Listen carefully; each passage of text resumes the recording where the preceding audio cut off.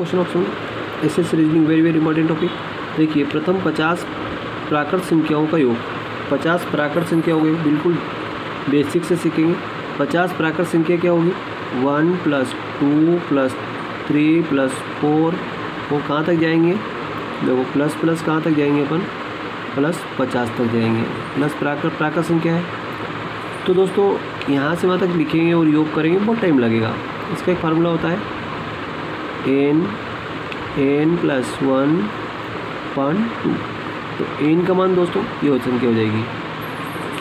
तो 50 और 50 ने 1 51/2, 2 से काटेंगे तो 25, 25 से कम 25 का 5 हंसलाया 2, 25 पंजे 125 और 2 127, यानी 1275 इस राइट आंसर होगा। आगे बढ़ते हैं, क्वेश्चन हो रहा है। देखिए अब ये तो प्राकृत संख्या का योग कर लिया। अब यदि अगर आपको सम संख्या के बारे में पूछ ले, प्रथम 60 सम संख्याओं का योग ज्ञात कीजिए। प्रथम 60 सम संख्याओं का योग ज्ञात कीजिए। तो सम 60 संख्या क्या होगी? देखिए 2 + 4 + 6 ऐसे है ना। अब अपना 60 सम संख्या है और 60 है। देखो अपन 6 तक आए लेकिन संख्या कितनी मिली? 3 है ना। अगर 8 तक जाएंगे तो संख्या कितनी? 1 2 3 4 संख्या मिलेगी। इसलिए इसमें अपन 2 का गुणा करेंगे तो 6 दूनी 12। लास्ट संख्या कितनी सी होगी अपनी? 120 होगी। लास्ट संख्या कौन सी होगी? 120 होगी। और 120 तक जाएंगे तो अपनों को 60 सम मिलेगी और 60 विषम मिलेगी। ठीक है, ये ध्यान रखना। तो अब आपने से पूछा है कि 60 सम संख्या होगी योग ज्ञात करना। 60 बड़ा अंक कौन सा आ रहा अपना? 60 आ रहा। ठीक है, और सम संख्याओं का फार्मूला होता है, सम संख्याओं का योग है ना, तो इसका फार्मूला होता है n + 1। ठीक है, n संख्या होती है, ये क्या है? 60 है। तो 60 × 60 और 1 कितना होगा? 61। इनका जो मल्टीप्लाई करेंगे तो 0 तो आ गया, 6 कम 6 और 6 6 36, 3660 इसका राइट आंसर हो जाएगा। इसी तरह अगला एक क्वेश्चन और देखिए। अब विषम संख्या का योग करेंगे। प्रथम 40 विषम संख्या का योग ज्ञात कीजिए, है ना। तो देखो इस 40 में 2 का गुणा करेंगे तो कितना हो जाएगा? 80। यानी कि पहली संख्या विषम संख्या पूछी इसने, तो पहली संख्या कौन सी? 1 होगी। फिर क्या होगा? 3 होगा। फिर क्या होगा? 5 होगा। फिर क्या होगा? 7। ऐसे लास्ट तक जाएंगे तो अपन 40 है, यानी कि 39 तक जाएंगे। कितने तक जाएंगे?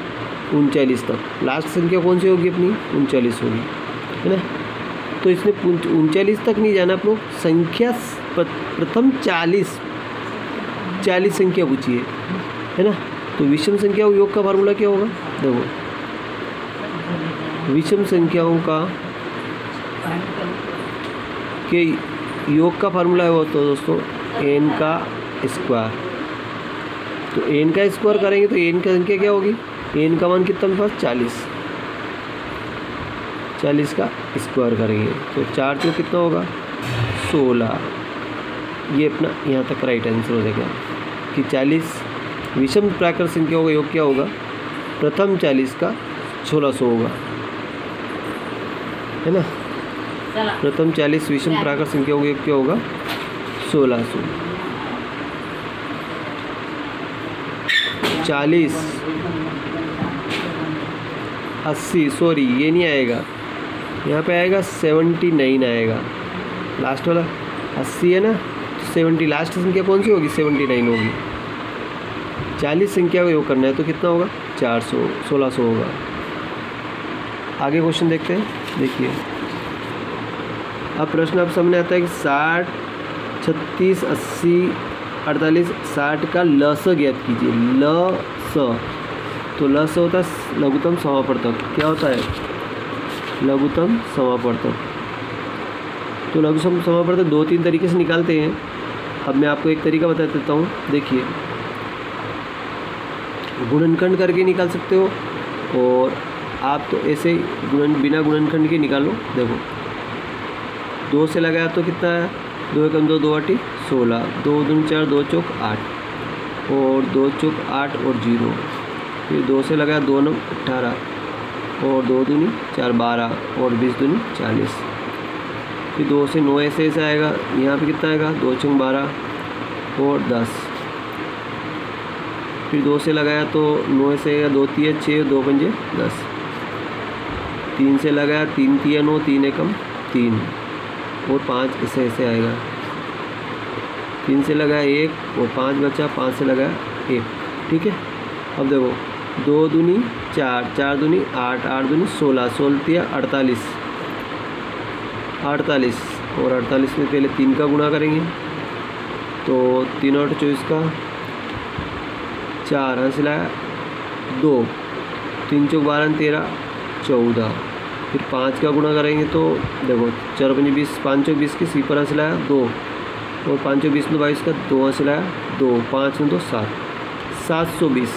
कितना आंसर आएगा इसका 720, इसका राइट आंसर हो जाएगा। इस तरह अब आता है महत्तम समापवर्तक। क्या निकालेंगे अपन, महत्तम समापवर्तक। तो महत्तम समापवर्तक निकालते दोस्तों, देखिए 1 सेकेंड इसको स्टॉप करिए। अब महत्तम समापवर्तक निकालेंगे। तो महत्तम समापवर्तक निकालना दोस्तों, सबसे पहले क्या करेंगे, देखिए पहले 2 संख्या और 20 संख्या निकालेंगे और उसका अगली संख्या हम भाग लगाएंगे, है ना। तो सबसे पहले 36 और 54 में निकालेंगे, स निकालना है ना। तो ये बड़ी संख्या है 54 में किसका भाग लगाएंगे, इस 36 का है। तो 36 है कम 36, 14 में से 1 गया तो कितना बच्चा 8, या 4 में से 1 गया तो 3 गया तो 1 बच्चा 18। इस 18 का फिर 36 में भाग लगाएंगे, है ना। 36 में 18 दूनी 36, यानी कि 18 से इसका 0 हो गया।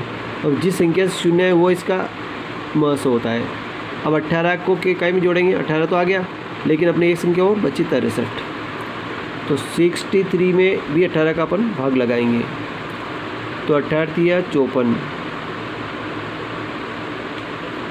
13 में से 9 4 गए तो 9 4 13 और 5 कट्टा। फिर इस 9 का भाग लगाएंगे 18 में तो 9 दूनी 18। तो 0 आना चाहिए, तो किससे आया 9 से आया। तो अपना महस जो होगा वो क्या आएगा 9 आएगा। महत्तम समापवर्तक कितना आएगा 9 आएगा। एक तरीका तो ये होता है, दूसरा तरीका होता है कि इन तीनों के अलग अलग गुणनखंड निकालो और कौन कौन सी संख्या मिल रही है उसको लिखो। ठीक है, दोनों तरीके से बड़े आसानी से आप निकाल सकते हैं। तो इसका महस कितना है दोस्तों 900। वीडियो अच्छा लाइक करें, चैनल सब्सक्राइब करना न भूलें। Thank you.